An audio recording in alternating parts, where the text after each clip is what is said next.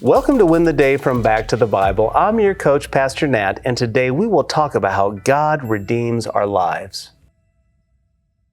One of my favorite shows to watch while on a plane is Chopped.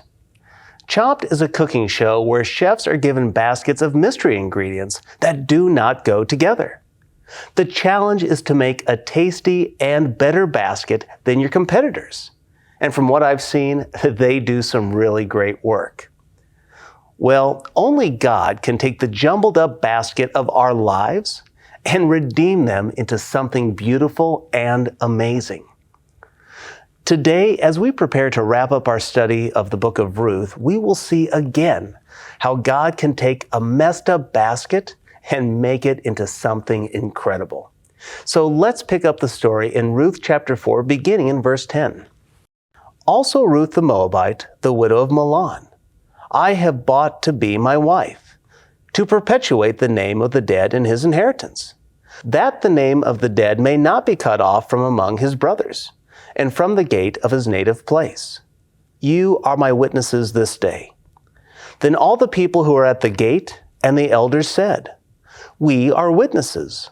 May the Lord make the woman who is coming into your house like Rachel and Leah, who together built up the house of Israel. May you act worthily in Ephrathah, and be renowned in Bethlehem.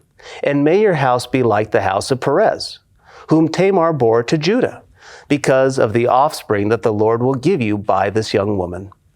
Redeeming love is an action that has a ripple effect. Its impact can reverberate for generations, and we are seeing a glimpse of that here.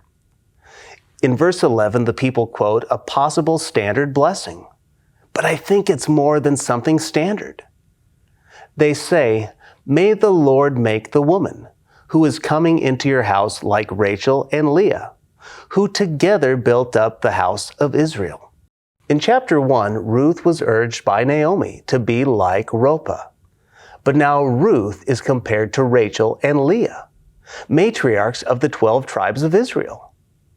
This redemption does not just bless Naomi and Ruth. It blesses the whole town, all of Israel, and us as the new generation of the people of God. The people declare, May you be renowned in Bethlehem. The union of Boaz and Ruth would put Bethlehem and their family on the map for eternity. But then in verse 12 they shout, May your house be like the house of Perez, whom Tamar bore to Judah, because of the offspring that the Lord will give you by this young woman. They were anticipating offspring through Boaz, similar to Judah through Tamar. In Genesis 38, Tamar's husband died, and his brother Onan refused to provide her a child. So she stole her father-in-law's seed, and this produced Perez. Now here Ruth is compared to Leah and Tamar, who proactively populated Israel despite uncooperative men and once barren Rachel. This is truly a basket of ingredients that did not display a possibility of going together. But what we find as impossible, God ordains as planned. So just how far will this ripple effect lead? How will this basket full of ingredients pan out? With God in charge of the cooking, we can be sure it will be excellent. So here's my challenge for you today. Trust God with your basket of ingredients. Sure, you may have been involved in getting the ingredients together. Sure, you may have bruised that banana in your life.